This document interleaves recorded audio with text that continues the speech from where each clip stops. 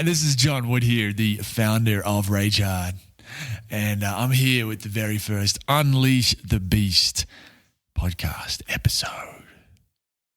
If this is your first time, or whether this is your first time, like I'm an American, I'm not. If this is your first time, last time, second or third time, whatever it is, I'd like to welcome you as a fellow beast, as an animal. You'll find out more about what that means if you don't know already. Now, as we begin, take a moment to feel the ground beneath you, the surface, the chair, whatever it happens to be. Look around the room that you're in. We call this orienting to the environment in this work of unleashing the beast. Orienting, just seeing what's happening around you and also noticing your breath, weaving that in together. This is just a way to drop in to your body, to get out of the head, out of the monkey mind, out of all the thoughts we have about our day, about our work, and to help the system, the nervous system, which we're going to be talking a lot about in this podcast, how to help the nervous system to come out of fight or flight, or freeze, and down into what's called parasympathetic rest and digest, the place where we digest food, when we connect socially, when we love, all those things. Okay, now we will get more into the why I'm talking like this, what this whole thing is with the beast, feeling the ground, blah, blah, blah, later in today's episode, as well as throughout Rageheart, throughout the Unleash the Beast podcast. So yeah, stay tuned for that. I'm here in my office, here in Peru, of all places, the Sacred Valley. And behind my computer, on the couch, I have two little kittens, Storm and Zeus. And they're actually looking pretty zen right now, as cats do. But just half an hour ago, they were tearing holes in my jacket. So this is a bit of an old jacket. You got a little hole here. So one of them will come up, and if you're not watching the video, you won't be able to see this, but they'll come up and start chewing. They see a little bit of string or a little bit of thread coming out. They're like, oh, what happens if I just pull on this and pull some more until, the hole is just gaping wide. So good times. And I was doing my Spanish practice at the same time. I'm here in Peru. So my Spanish is okay. We're getting there. We can have some basic conversations, but we've got some work to do before we get fluent. So yeah. Anyway, now in today's episode, the first episode 1 of the Unleash the Beast podcast, I want to give you an overview of what this beast thing is all about, because it's probably not what you think. It's not what most people think it is, right? It's not about success. It's not really about making money or being a beast in the gym, lifting a certain amount of weight. It's not about those things. These things can come, some form of success or achievement can come as a result of unleashing the beast in the way that I'm going to explain. But it's not really the point. The point is to be healthy and happy and whole. And a lot of that comes from unleashing, waking up, however you want to put it, this beast, this animal side, this instinctual aspect of ourselves. So each week, I'm going to play with it. This is a new podcast, right? So I'm going to be trying different things, seeing what resonates with you, the listener. And over time, I'm sure it'll evolve and I'll drop things and add things in. But at least for this first time, I want to have an element or a segment, we might call it, called the Beast of the Week. And the intention for this is that if something cool happens to you, especially in relation to what we talk about on the Unleash the Beast podcast, to the nervous system, the fight or flight response, psychedelics, I would love it if you could tell me. If you feel like sharing, tell me, and I will mention you. I will tell your story in the Beast of the Week segment, okay? This week, because it's episode 1, I don't really have any audience submissions. So I'm going to go with Storm, the little kitten, one of the little kittens on the couch just in front of me. Just this morning, I saw her walking across or along a round wooden beam on my back porch without flinching, without twitching or falling off, just like cats do, just so still, like a ninja, a little ninja. Okay. So she's the Beast of the Week this week. If you'd like to be featured in a future Beast of the Week, like I said, send me something cool that happened to you, some achievement, something that demonstrates your beastliness. I'll let you interpret that however you like for now. Send an email to john@rageheart. Instead of Braveheart, it's rageheart.co, or you can just Google Rageheart. I think that'll take you right to the website too, and you can find a contact form. And another segment I'd like to start off with, and probably do until people tell me not to do it, is a review of the week from little old Zeus. He's actually pretty young. He's not really old, but that's the other kitten on the couch in front of me. He's Storm's bigger or littler brother. I'm not sure. I don't know who got born first. They got born together, so technically I suppose they're twins. I'm not really sure either way. But his review, 187 gold stars, John, 47 meows, and one big stinking shit in the corner of your bathroom. That's what happens sometimes with Zeus or Storm. I don't really know, to be honest. They don't like the kitty litter. It's right there, and they'll do a shit right next to it. It's like, guys, do you need a map? Like, what's going on? What do we need to do here? How do we fix this? So this is my life, cleaning up shit, cat shit. If you're enjoying the show, head over to iTunes or whatever podcast app you like to use, and please leave me a review. Ideally 5 stars, of course, or 187 stars like Zeus, if you can. Tell me what you like about it. And if you do need to go to the bathroom, remember to use the litter box, please. Okay, so unleash the beast. What the hell am I talking about? What is this beast thing? Well, to keep things interesting, rather than throwing a bunch of facts at you, I want to begin with a story from my own life on the origin of the podcast of the Unleash the Beast, how I got into this, and really the origin of Rageheart, which is the company I started, which is really what this podcast is partly for or from. And if I do my job right, it'll all begin to make sense. Okay. So a few years ago, and you may have heard this story. If you've heard me on other podcasts, if you've been following me for any amount of time, you may have heard some variation of this story. There may be some new details here, there may not, but this is really intended for people who are new to the podcast, who want to learn a bit more about me, a bit more about the Unleash the Beast thing, and get some grounding, get some context for all the other interviews and things that are happening with Rageheart and Unleash the Beast. Okay? So like I said, a few years ago, I met some very dangerous people. Now, I was in Thailand at the time, and I was part of like a business networking group, not the typical place where you would expect to find dangerous people. Nonetheless, though, I'll explain why I keep saying that, dangerous. But we connected in this Facebook group for this business mastermind thing, and we found out we were both in Chiang Mai, and then thought, hey, let's go get dinner together. So we went to a nice vegan restaurant, classic Chiang Mai style. I'm not a vegan, tried it for a while, didn't work for me. So we went to this vegan restaurant, had dinner, and I had a great time. They were lovely. It was a married couple. They seemed anyway at the time quite lovely. We were into similar things. We read the same books. We explored a lot of psychedelics, plant medicine, magic mushrooms and ayahuasca, and all the stuff people talk about. And I walked away from that thinking, wow, like these guys, I really hope we become friends. They seem really cool. I'd love to learn from them and get to know them. And when you meet someone and you feel really connected and drawn, and you're excited because you found a new friend. That's how I felt when I first met these people. A few months later, I had lunch with them. And same thing. It was like, wow, these people are great. I really like them. Let's keep seeing them. And over the following few months, following year, me and someone else, we would go out to lunch with them, and we would hang out, and we would go to their house, and I'd play hide and seek with their kids. So it seems like it was quite a, just a friendship, right?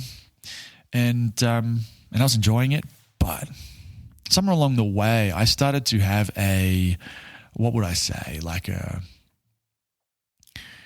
funny feeling. I don't know what to call it other than that, but I still like these people, right? This couple, but something was off.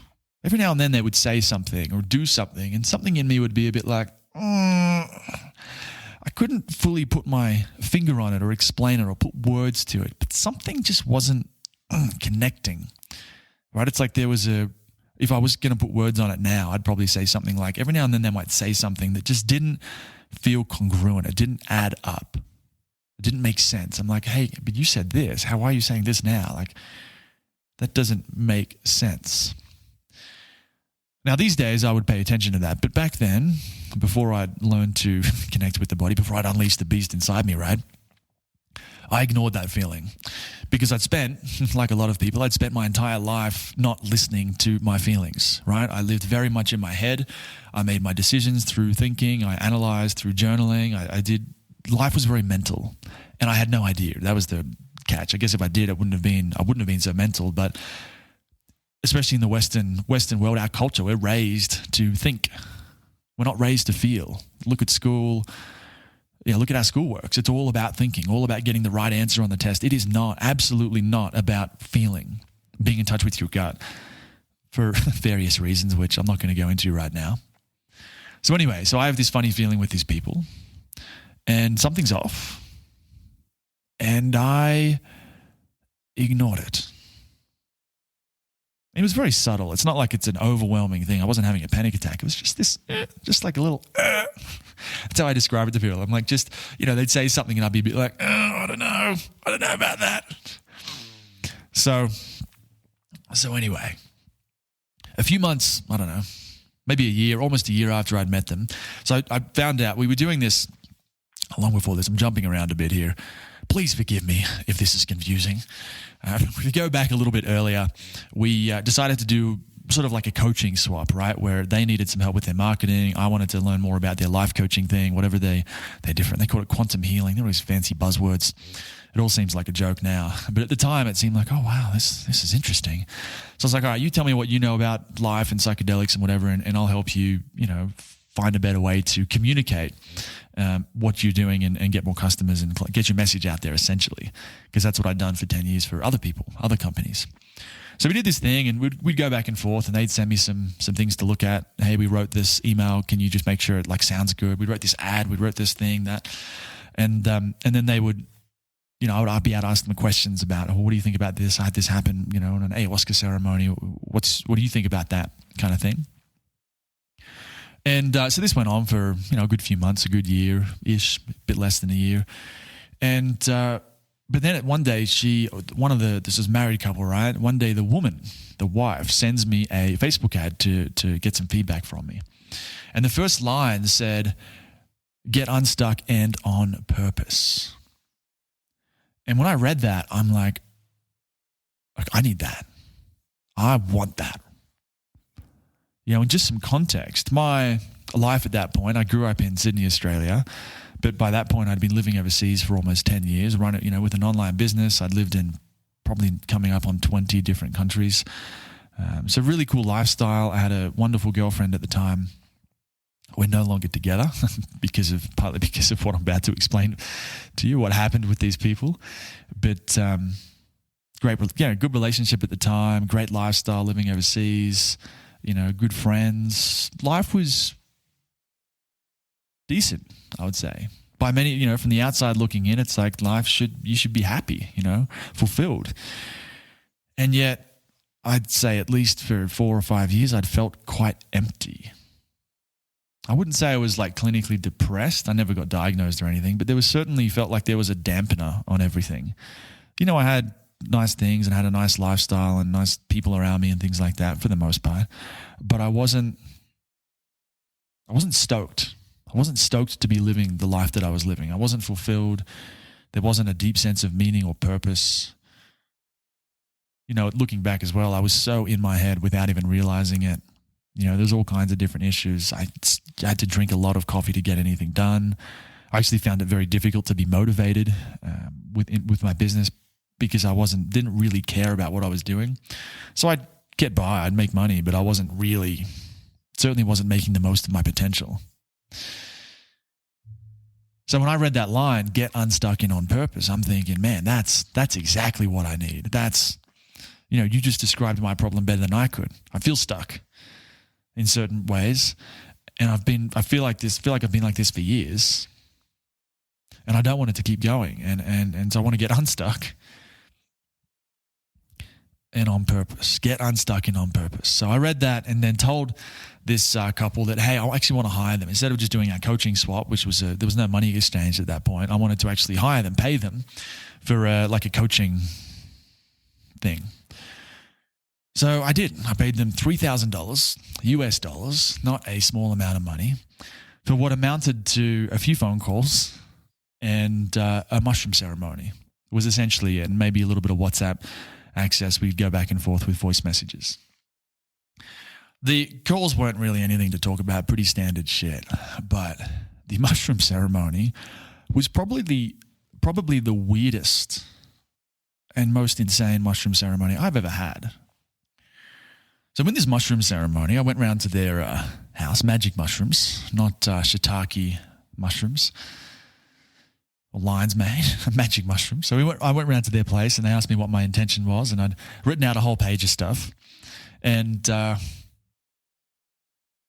essentially it boiled down to, I worked out purpose, passion, and profit. I wanted to find something I could believe in, right? That's the purpose, something that I enjoyed doing. That's the passion. And then the profit was a reference to something that I could make money with. You know, I didn't want to be like a bum with something I believed in, but no way to actually turn it into an income, right? So that was my intention going in. And in a weird way, which I'll explain later, actually turned out to become the mushrooms delivered more than in the most incredible way, but in a way that I completely did not plan for or expect. So what happened? We're sitting on the veranda here in Chiang Mai. It's about 6 o'clock. The sun's just gone down, and this couple, the married couple, the man and the woman, they hand me a mushroom chocolate, and we all take one. So we each have a mushroom chocolate. I don't really know how much was in it. Might have been a gram, might have been 3 grams. And then we sit there and we, chill a little bit. We chat a little bit, talk, relax, breathe. And then I don't know how long in, the man, he starts talking in an alien language. And I mean that literally, or like at least how it sounded. If I think about Star Wars, where the aliens talk, in their different groups, it's always something weird like this, where it's like really weird staccato, strange guttural sounds. No human language sounds like this, as far as I understand. And so this dude starts talking like this. Not to me or his wife. He starts talking like that as if it's almost as if he's on the phone, except he's not holding a phone. It's like I know this probably sounds insane to some people, but it's like he's on the phone to some aliens or some beings of some kind who aren't physically present with us. And as crazy as that sounds, we've just had mushrooms. I'm like, all right, let's go with it. This is pretty out there for me, but I like these people. I think I trust them. And so let's just see where it goes. So he's talking in this language for a while, and I guess they're telling him stuff, apparently. And but eventually gets too loud. And so him or his wife suggests, let's go inside. So the neighbors don't think something really weird is going on. So we decided to move inside. We moved inside. And that was when things started to get really fucking weird. So there's a mattress in the living room floor, and the man sits on my right-hand side, the woman on my left.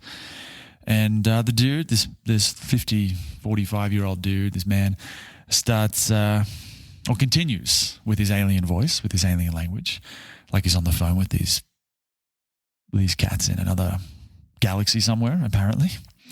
And he's, at the same time, he's doing like an energy work, I suppose, in my body. This is for people who, if you've never done this before, it's sort of like doing Reiki or something like that. Like I'm lying there and he's moving his hands. He's not physically touching me, but he's moving his hands up and down my body, I suppose looking for blockages and things like that, because that was part of the ceremony as well. Why is John stuck, and not on purpose? Let's go find the blocks, basically. So he's scanning with his hands. Again, if you've never done psychedelics before, I understand this might sound crazy. I never used to believe in any of this shit either. Now, I still don't know how any of it works, but I do think there's something to it. I don't know the exact mechanism or, like I said, how it works. But there's definitely something to these different things that people can do. Not always. Some people are full of shit, as you'll find out soon with this story. But Yeah, there's something to it. So anyway, so he's scanning with his hands, moving his hands up and down my body, and I guess fixing things. Every now and then he'd like stop and pause and sort of shift his hands around like he's moving things around, changing things, that kind of thing. And eventually he does this for a while, and I'm just chilling. This wasn't too bad. He's still talking to these dudes. I think whoever he happens to be talking to is helping him do whatever he's doing, apparently. And so I'm just breathing.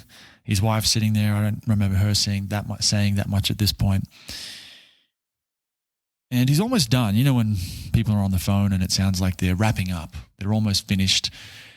So the way they talk, it almost feels like they're about to hang up. So it started to sound like that, like he's just from the tone that it was almost over. And then he stopped. Like he's like, oh, what's that? Like he just caught something at the last second right before he hung up. And so he then explains, John, I've discovered why you are stuck and not on purpose. And what comes out from this dude's mouth is that, John, you killed 20 million people in a past life. 2 million of them deserved it, so let's call it 18 million innocent lives. And as a result, you now have 18 million locks on your power because these aliens that I'm talking to on another planet, in some other galaxy, not on Earth, are saying that you're too dangerous, too powerful, and too dark to release. So while I would like to open you up and release all these locks in you, I can't. I'm not allowed to. In addition to that, I forgot about this, I only remembered this the other day. In addition to that, he said to clear or to get them to kind of release on almost like a proviso, almost like to be on probation, someone has to feel the pain of 18 million deaths. For some reason, it couldn't be me. I don't know why. But this dude's like, I can do it. So for a while, he's staring at me with this incredibly horrified look in his eyes while he apparently felt the pain of 18 million people dying. Imagine what it would be, how your parents would look at you if they suddenly found out that you'd killed someone. Maybe you had a car accident and you'd run someone off the road and killed a little girl, just one person, a little girl or a little boy or a family or something like that. Just imagine the horror and the disappointment in your parents' eyes. And now think about this dude. I'm on mushrooms, and this dude's looking at me like I've killed 18 million people, 18 million innocent people in a supposed past life. Just imagine how he would be looking at me in that moment.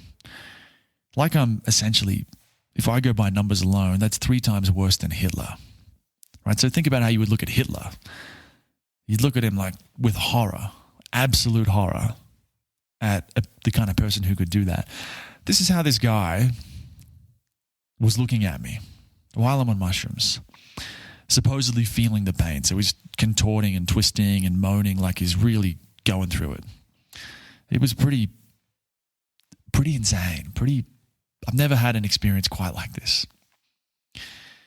So eventually, I think where he gets to with it is, okay, the pain's been felt and cleared, the karmic debt has been paid, and now we can't fully unlock John, but we can sort of release him on probation. But he tells me, you'll be on a very short leash, John.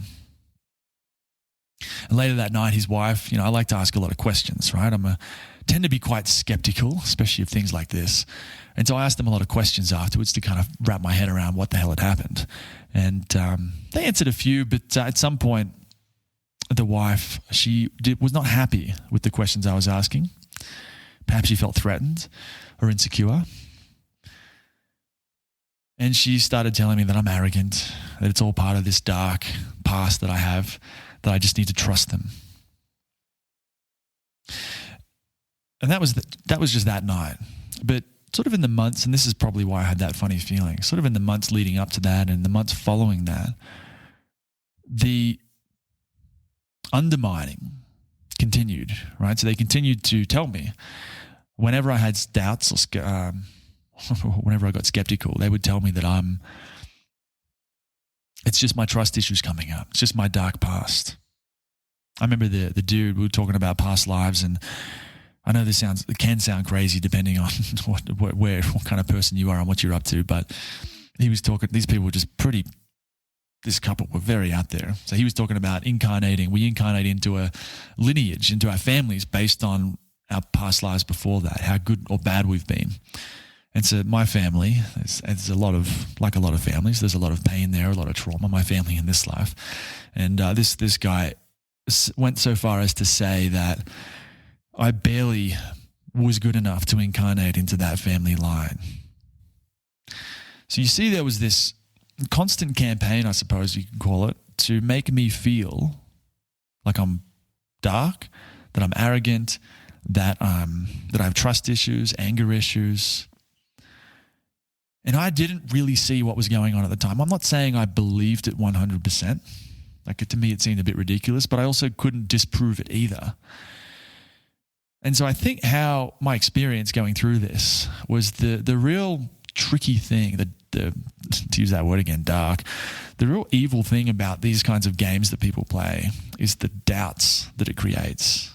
Because then I start to think, well, I don't know if they're right or wrong. I have no way of proving or disproving it.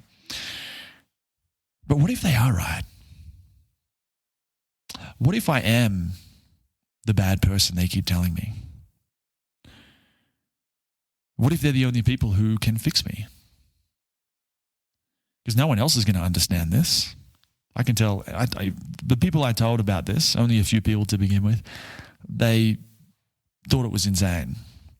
So no one else is going to understand. So if I believe in it, even just a little bit, it means I need to keep working with them. It means I need to keep giving them money and time and energy. Now, I didn't realize this at first. I remember I told my dad at the time, and he said, for whatever reason, it was the strangest thing. I wasn't thinking straight. It took me a while to come out of this whole thing, which is going to lead into this unleash the beast idea. So I told a few people, my dad being one of them, and I remember him saying, look, if they told something like this to someone who was more emotionally fragile, mentally fragile, someone who was depressed and suicidal to begin with, and then they did a healing ceremony like this with them, it's not unreasonable to think that this person could go out and kill themselves. They could be so distraught, so depressed. If they're on the edge of suicide already, and then you told them that they killed millions of people in a past life while they're on mushrooms, they could go out and kill themselves the next day.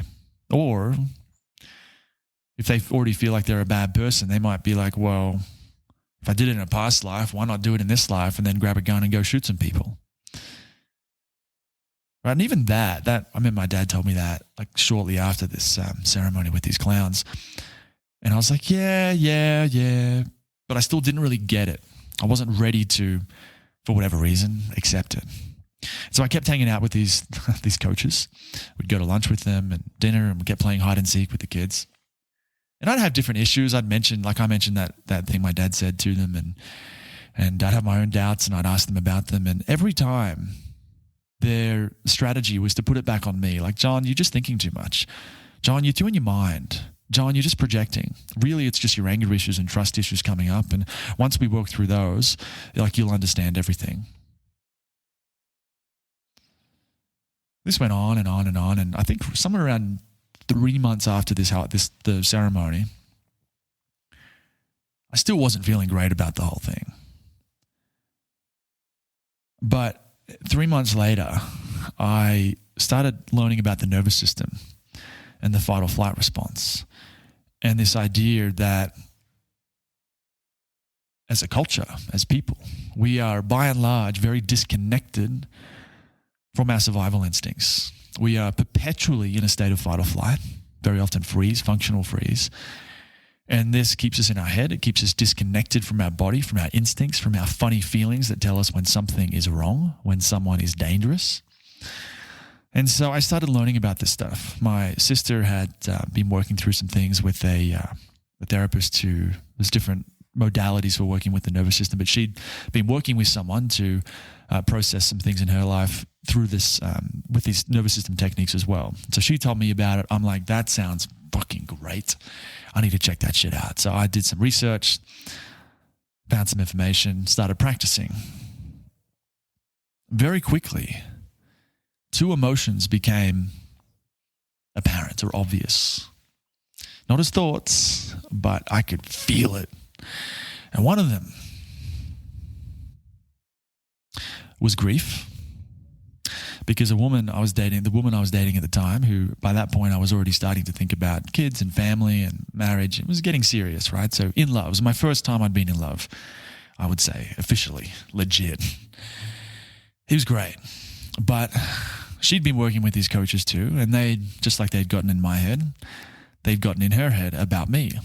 John's dark, John's arrogant, John has trust issues, John has anger issues. And so once I started to realize what these people were really like, I felt very sad, like a pit of grief, because I realized that relationship I had with this girl was effectively over, because I would bring up my concerns with what these people had done, and she would just think, "Oh, John, it's just your trust issues. It's just your anger issues."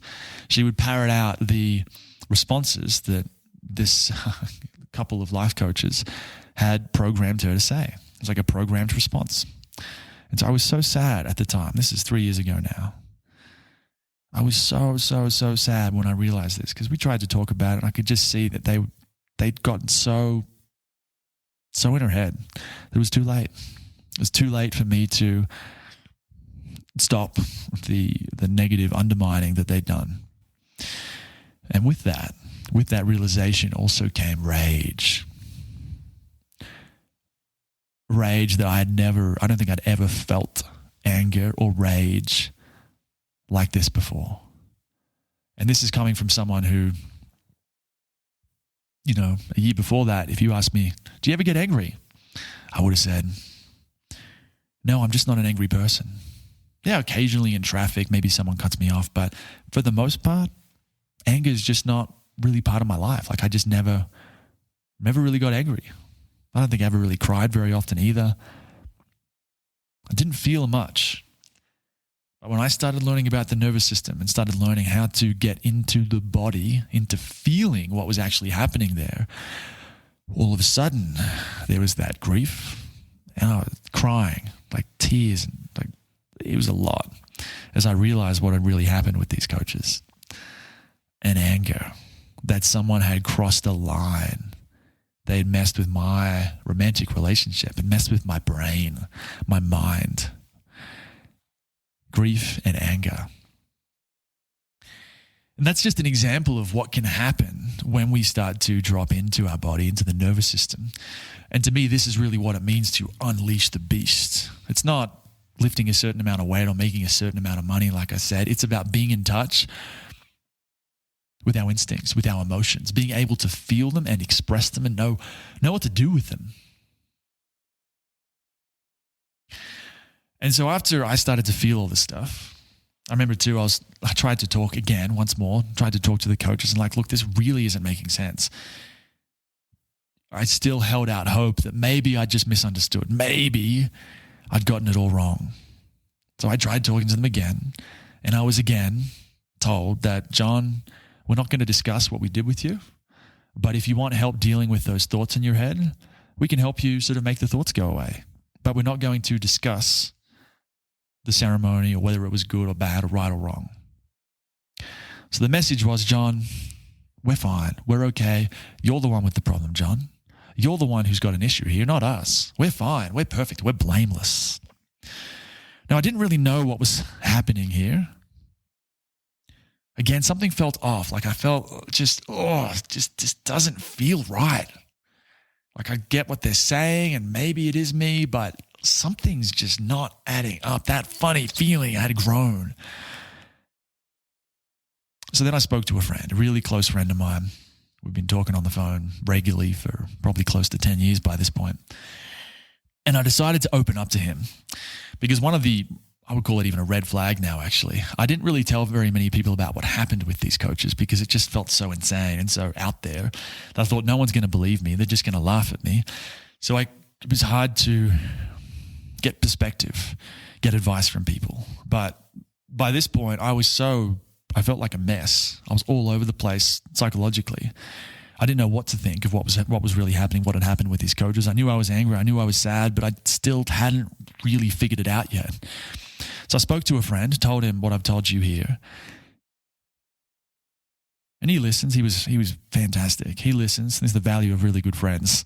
Having someone you can talk to and bounce ideas off, a community. It's a lifesaver, totally. He said to me that day, have you ever heard of, I don't know, he might have said something like this. She's gaslighting you. Fuck, she is gaslighting you. And I'm like, what's that? We chatted about it for a bit.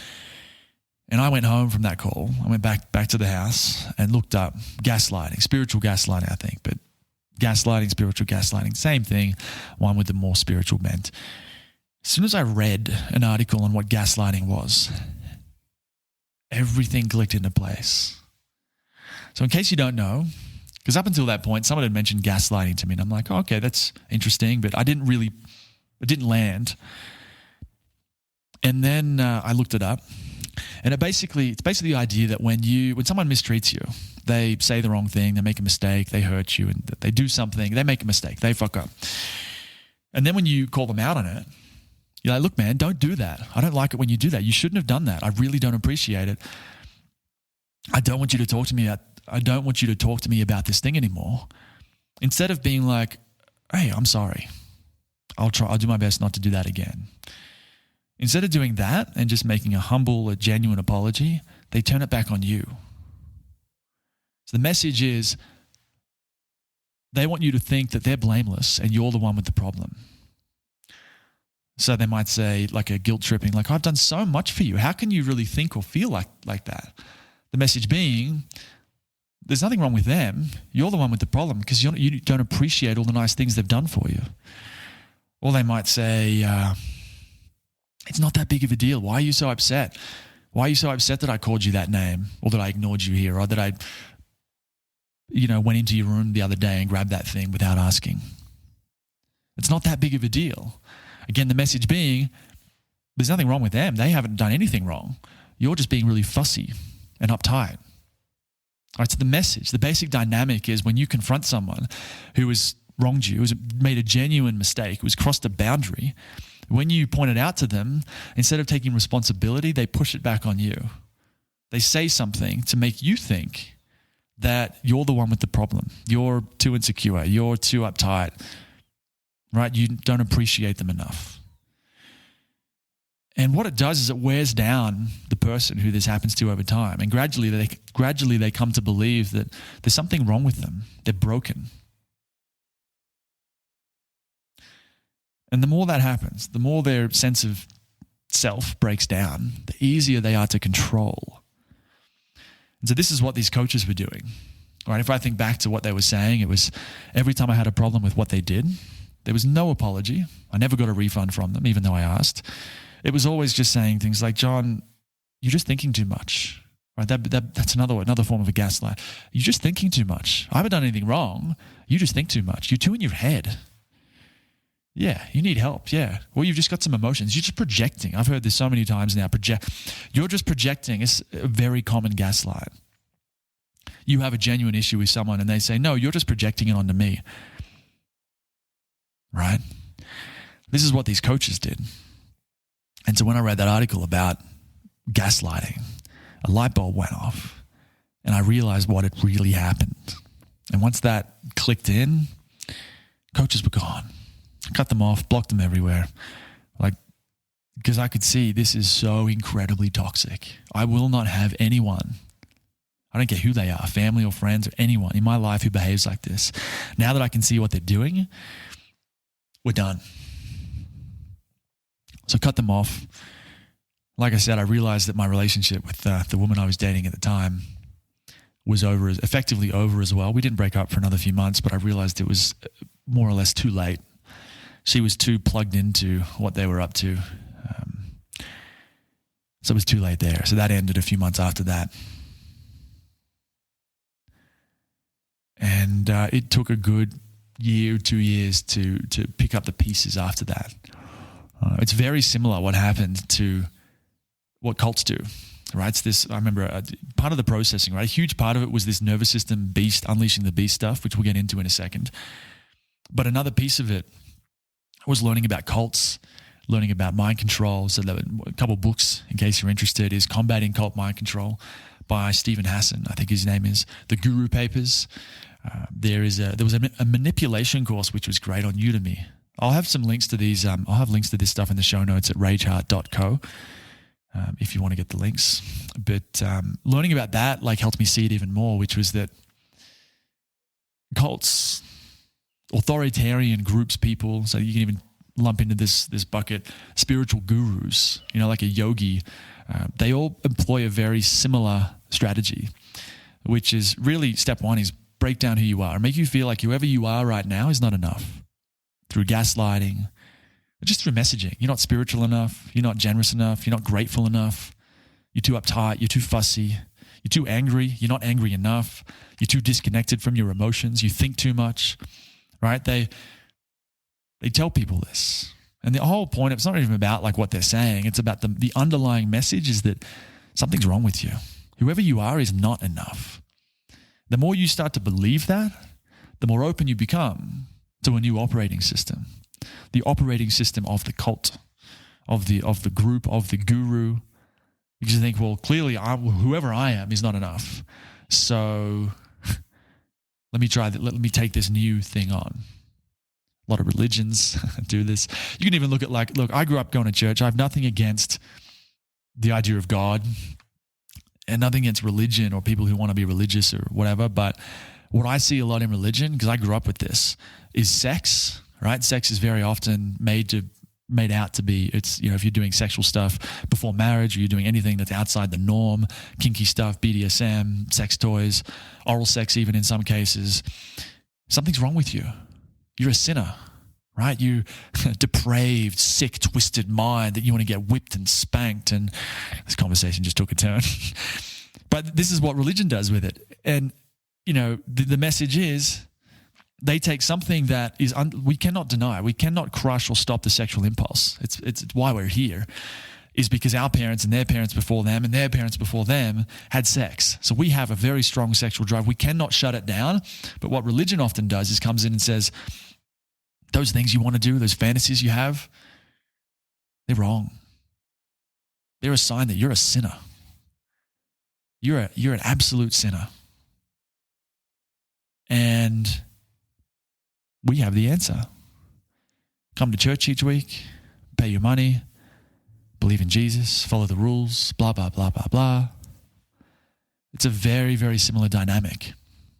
I'm not saying all Christians are like that or all churches or all religions, but it's a very, very common thing. It's how they suck you in. It's how they suck people in. Make you feel like something's wrong with you. Something, especially it's really good with sex, because sex, you can't stop it. You can't just switch it off. Every person has a sexual drive and probably has different fantasies that they want to do, no matter how much they're in denial about it. And religion comes in and goes, all those things you really want to do, you really shouldn't do them. That's wrong. You're a sinner. You're not going to go to heaven. But if you come to us, we have the ticket. You do what we tell you to do. You believe what we tell you to believe. You get into heaven. It's a joke, really. But it's a very common dynamic. And another example, this is a bit of a rant for me, but another example is you go to where is it? You go to the East. Some people go, well, Western culture didn't work for me, so I'm going to go to the East. I'm going to meditate. I want to escape the karmic cycle of rebirth and death and rebirth. And this is all in the Guru Papers, that book I mentioned. It's so fascinating. But it's this idea that in the West we have sin. Sin is sort of a big core concept from that authoritarian systems use to control people, use to control large numbers of people. In the East, instead of sin, we have karma. So if you think about probably still right now, take India. India is very heavily based around the caste system. I don't know it that well. I think there's 4 different castes. So you have people at the top, people at the bottom, people in the middle. And if you don't have karma, someone might be born, say, really poor and think, look, I want to be rich. I want to be in the top caste. And I'm willing to, shake things up. I'm willing to, whether it's attacking the people at the top, whether it's changing laws, whether it's just doing different things, so I can move to the top of the caste system. But of course, that's inconvenient for the people at the top, right? That's going to threaten their position for whatever reason. They need to have the power and the control over everyone else. So one way to do that is you can, use an army and try and control people. People rebel. Much better to control people, get people to control themselves. How do you do that? You can use sin, but you can also use karma. And if you're at the top and you see someone at the bottom of the caste, the hierarchy, you look at them and you go, look, I know you want to come up to the top, but the reason you're down there is because you're meant to be there. You obviously, in your past life or a set of past lives, you killed some people, you did some bad things, and that's the reason you've incarnated, you've been born into the lower caste. And so if you try and get to the upper caste, if you try and shake things up, if you try and fight what really is, you're arguing with God, right? God created karma, the universe, whatever you want to call it, Brahman. Karma is an immutable law. You can't argue with karma. And so you see, it's the same basic thing. We get people to accept their place in society. We get them to accept their control by getting them to believe that wherever they are, whatever their position is, it's because of karma, because they did some bad stuff, almost like sin in a previous life. So much is about control. These coaches did it. Religions do it. Governments do it. A lot of the COVID stuff, it's all about fear. If we can make you afraid of a virus or different things enough, you'll be much more likely to accept our suggestions. Wear a mask. Do all these different things. It's about fear. The more afraid you are, the more likely you are to accept control. And it all begins, what's interesting is I trace this back. How did I get caught up with these people? I'm a pretty logical, reasonable dude. How did I fall for this mushroom genocide, 20 million people bullshit? Starts in the family. All right, there's someone in my family, one of my parents, who engaged in similar behavior, not with mushrooms, but the same kind of gaslighting, guilt-tripping stuff. That creates a pattern, a program in me, which then means when I then go and meet people when I'm older, it just feels natural and normal. I already have a little bit of a belief that something's wrong with me because one of my parents taught me that, because their parent taught him. I'm not blaming them in the sense of it's all their fault. It just gets passed on from generation to generation. He had to blame me because someone blamed him, right? He couldn't work through that issue, so he pushed it onto me. And it keeps going until we do our work. So it starts in the family. And the way I see this government stuff, the religion stuff, it starts in the family and then it just gets blown up on the world stage. The question is, how do we fix it? Or what saved me? A huge, huge piece of what saved me from these coaches, right? I might have wasted a few months and had a year or two afterwards to figure things out. But if you look at cults, some people can be absorbed into a cult for their entire life. Some people lose their life to a cult, depending on what the cult wants them to do. People spend their entire lives in religions, doing what the religion tells them to do. So that's one possibility that could have happened. If I didn't get myself out away from these people, if I didn't realize what was happening, I could have been very sucked in and could right now still be working with them, still be helping them, still be playing their game, dancing to their horn, dancing to their trumpet, dancing to their tune. But what saved me, a huge piece of it, was the Unleash the Beast stuff, the nervous system stuff, learning about the fight and flight response, learning how to get into the body, learning how to actually hear and listen and pay attention to that funny feeling when it tells me something's off with this person, something's wrong, pay attention. And it all started 3 months after that ceremony, that mushroom ceremony, where they told me I was 3 times worse than Hitler. It all started then, learning to, okay, I'm really angry. Okay, this isn't a projection. This isn't me like just being triggered and I need some therapy to work through it. No, this anger is my body's way of saying, John, pay attention. Someone's messing with you. Someone's crossed a line. You need to pay attention because you're in danger. Right? We can look at anger, right, as the fuel of the fight response. You think about the fight and flight, a threat appears, whether it's a parent or dangerous manipulative people like these coaches. The appropriate response, if the nervous system is functioning correctly, is to feel unsafe, right? Which then means if there's a lack of safety, a sense of danger, then the fight or flight system activates, which is really just a way to get back to safety, a way to ensure that we survive to live another day. And so it does that by either running away or fighting the attacker off. And so anger is a sign that we're in fight mode. And sometimes, yes, we've been triggered and it's just something from the past, but sometimes that anger is a sign that something's wrong. We're unsafe. There is someone or something around us that is a threat to our safety. And if we want to survive, we need to pay attention, and we may need to do something about it, such as confronting a given person or moving locations or doing something to neutralize the threat. Okay. This is what I mean about unleashing the beast. It's not about, like I said, lifting weights, making money. It's about being in touch with these instincts, right? I find in my experience, most people in the Western world, maybe most people in the world today, we're so disconnected from what we're feeling and what it means, and also how to regulate it, how to bring it back down. If we're feeling really angry, we're feeling really sad, we're feeling really afraid, how do we settle and soothe the nervous system, right? How do we make that feeling come down? Do we drink alcohol, right? Smoke cigarettes, watch porn, buy things we don't need and don't even have the money to buy? Right? Do we yell at our kids or yell at people around us? Right? There's these different things we do to ultimately regulate the fight and flight response on the nervous system. And maybe you do those things. They're quite unhealthy. I've done them, just being honest. But there's other things too that are very common that people also use. Things like meditation, breath work, life coaching, hopefully not with mushrooms and people telling you you're 3 times worse than Hitler. You can talk therapy, journaling, gratitude lists, self-help books and courses, Tony Robbins, motivational videos on YouTube. There's all these different things we do to feel better.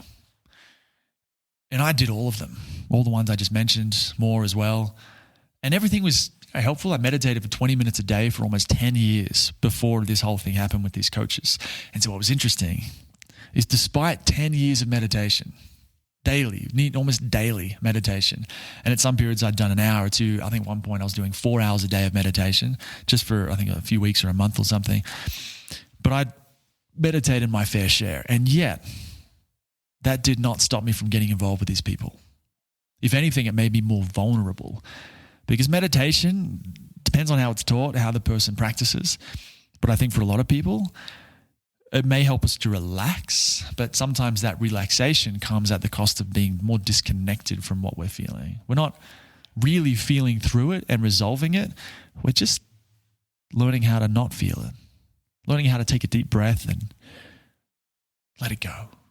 And sometimes it's great. Sometimes we need to be more in touch, more connected. And in my experience, meditation did not do that.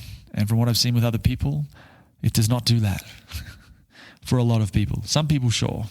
Maybe as a culture, because we're already so mental, so in our heads, meditation, because people aren't really in their body yet, meditation just exaggerates or makes the problem worse. That was my experience. And like I said, it did not help me with these people. It was not what saved me from these people. Neither was any of the other stuff, breath work and life coaching and journaling and gratitude lists and all the different things, self-help books I'd read. None of that helped.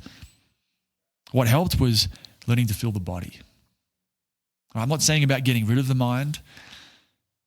I'm not saying destroying the mind or transcending the ego. That's not what it's about. It's about bringing these things into alignment. The mind is fantastic for certain things. You want to do mathematics, use your mind. The body's probably not going to help very much with that. But when it comes to feeling danger,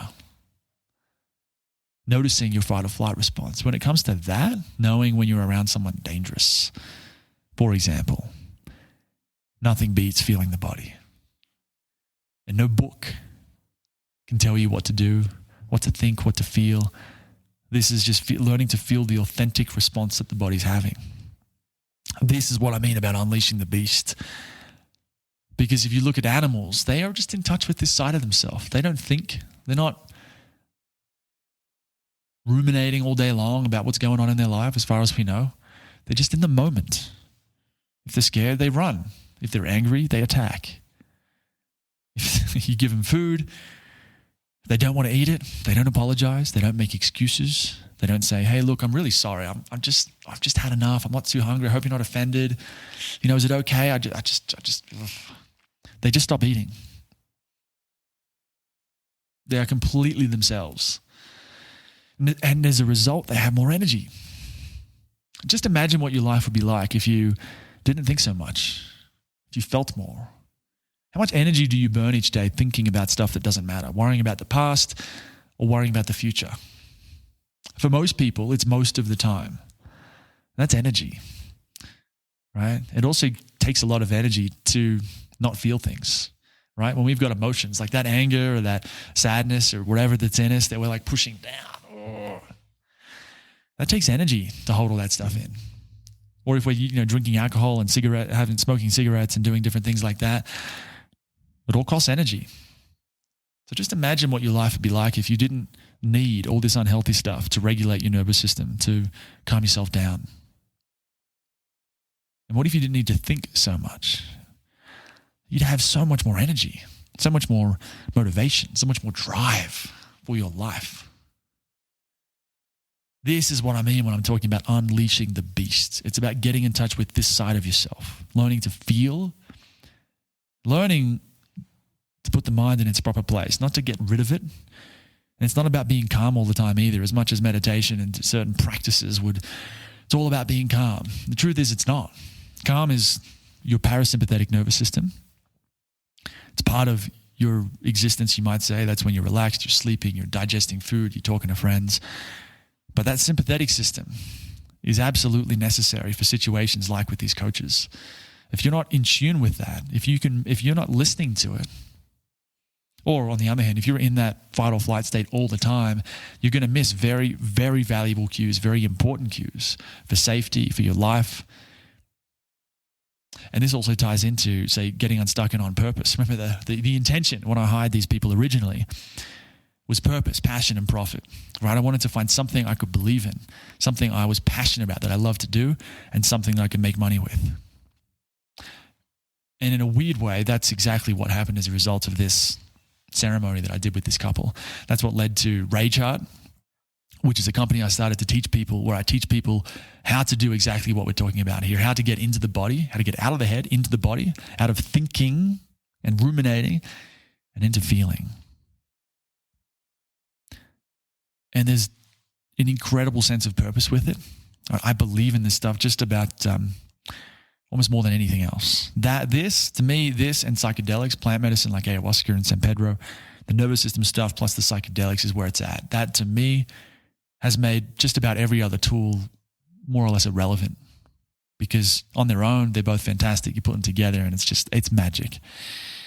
So that's the purpose and the passion as well, because I love it. I love this stuff. I love the nervous system stuff.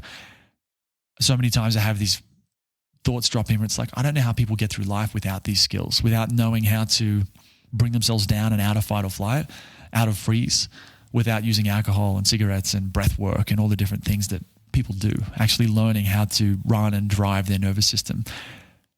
I guess people don't really get through life without those skills. That's why they're drinking. That's why they're shopping. That's why porn is such a huge thing. All kinds of addictions, shopping, hurting other people, gaslighting other people. It all comes back to the same thing. People aren't feeling safe. And so they lash out. They do things to other people, to the world, to themselves, as a way to improve or increase their feelings of safety. So to me, so much comes back to this, regulating that fight or flight response. We could say rewilding, if we're going to go with that unleash the beast phrase, rewilding the nervous system, making it wild again. Instead of domesticated, a nervous system that does what it's told, that stays in a perpetual state of fight or flight due to the society that we live in, stays in its head. Rewilding it, making the nervous system wild again, unleashing the beast inside you. So this has grown out of this whole experience with these coaches. I feel like I'm more or less beyond it now. It's a cool story now that I get to tell on podcasts, and it taught me so much about people, about gaslighting, about dynamics, about how I was playing into it, my role in the whole thing. And actually, I remember, I think it was a year or at some point I realized, right, like I said, I traced back what happened with these coaches. How did I get involved with this? I traced it all the way back to one of my parents. And one day I remember an insight dropped in, which was that it's almost like I created that whole experience. It might have been difficult, right? A broken heart, some bullshit in my head that it took a while to pull out, lots of anger and rage to deal with, sadness, fear, shame. You feel a bit ashamed when you go through something like that. How did I get caught up in this? But at some point I realized it's like I created this entire experience for myself with these coaches to teach myself something about my childhood, about something that I hadn't worked out yet with one of my parents. I hadn't resolved, that was holding me back. And when I realized that, who knows if that's actually true, but it certainly seems when we have unresolved shit with our parents, with life, with people in our lives, we have this uncanny knack for recreating situations to help us figure it out again. In the nervous system world, they call this trauma reenactment. It's almost like we're unconsciously seeking healing and wholeness all the time. And so if it's not resolved, we will keep recreating circumstances in our lives that give us an opportunity to work through it. Really fascinating. But to see that personally in my own life it was amazing. To all of a sudden feel grateful in some ways for everything that happened. Doesn't mean the anger's not there, right? It doesn't make it right. But to be grateful that some part of me or life set this whole thing up so I could heal something in myself. Magical, absolute magic.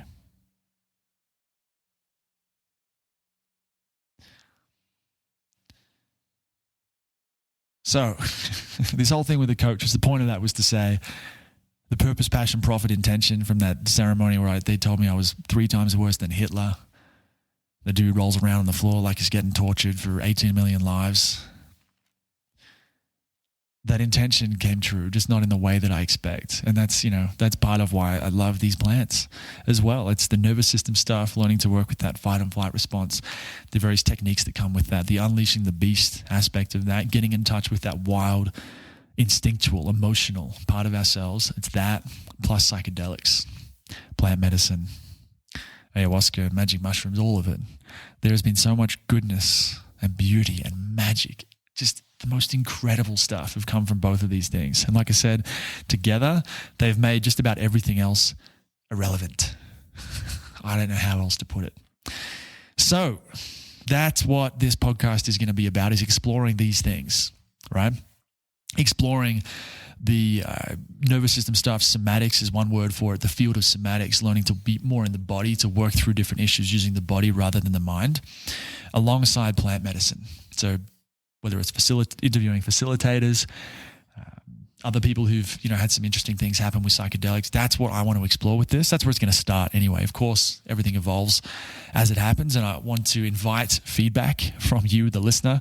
If you have suggestions or ideas or where you want this to go, you let me know. If you're open to it, you let me know. I'm going to tell you what to do. I'd love it if you'd let me know what you'd like to hear about. But that's where I'm starting, is how we use the nervous system work and psychedelics together to unleash the beast inside of us. Okay. So like I said, all of this comes from the place where I'm teaching this, and I'm not the only one. You can learn this from other people. I just want to put that out there. But if you do like my style, if it's resonating with you, you can learn more about what I do, how I work with people at Rageheart.co. The very next step really is to join I call it the Daily Rage. It's a daily email newsletter where I share more tips and tricks and weird stories. I do talk about weird sex stuff too. So if that's not your cup of tea, like sex toys and BDSM and stuff, if that's not your cup of tea, maybe don't sign up. But if you're open-minded and you're interested in learning more about how to work with your nervous system, some stories about my adventures with psychedelics, go sign up for the Daily Rage at rageheart.co. Okay, or I think, like I said, you can just type Rageheart into Google. It's like Braveheart, but rage. And type that into Google and go. So, but on that note, The whole rage thing as well, like the reason it's called Rageheart, and so the Unleash the Beast podcast is going to be sort of published on the Rageheart website. Rageheart, to me, so much of my journey was learning to work with this aggression energy. And this was, like I said, I felt really angry when this whole thing happened with these coaches.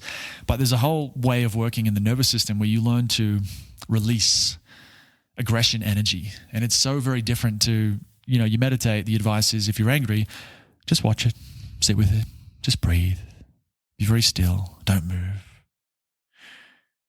That never worked for me. That, if anything, that I didn't even think I was angry. After 10 years meditating, I still thought I was not an angry person. I thought it was a good thing. And now what I've learned, that anger is that fuel of the fight response. And if that's blocked, it blocks my ability to protect myself from the people around me, right? Feeling that anger is a sign when I'm unsafe. It's also the fuel of the get up and go. Like, let's make some shit happen. Let's do some work. Let's go to the gym. This is why I kind of say, if you're unleashing the beast, it can unlock a lot of stuff in your life. If you feel like you don't have a lot of motivation, you just can't get going, part of that can be because the fight response is blocked, because it's the same kind of energy. Anyway, the point of this is to say, that's kind of where the Rageheart stuff comes from, rage comes from, is it was such a huge part of my journey and still continues to be that I decided to name the company Rageheart. Heart referring to feeling your emotions, getting all feeling and sensitive, and rage being just a reference to rage is part of it too. The goal is not to be without anger. The goal is not to be calm all the time. The goal is to feel it all. And like I said, meditation, just feel it, take a breath. Never worked for me. I don't think it works for a lot of people. What did work for me was learning to feel it and then express it, to do something with the anger. Right? Growling like I did at the start today, just for a joke. There's lots of different techniques. I could go on for a long time about all this stuff, but that's where Rageheart comes from. So anyway, I think that's everything I want to cover today. Unleashing the beast, regulating that nervous system, that fight and flight and freeze response. In future episodes, I've got interviews, like I said, with people who have, are in this field already. They're working with their nervous system. They've got some interesting stories. Also psychedelic, maestros, facilitators, people who just had psychedelics.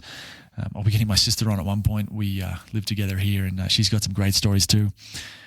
So, yeah, if you want to learn how to, I was going to say less afraid. In some ways, it's not really about being less afraid or less angry. It's about having it all come into balance. Not being too little angry, not having too little, but not having too much. Having it all in its proper place. Knowing how to move through all the different emotional states, energetic states. Knowing how to feel your impulses and instincts. That is unleashing the beast. And this is where, in some ways, where purpose comes from. Purpose isn't a thing you think about.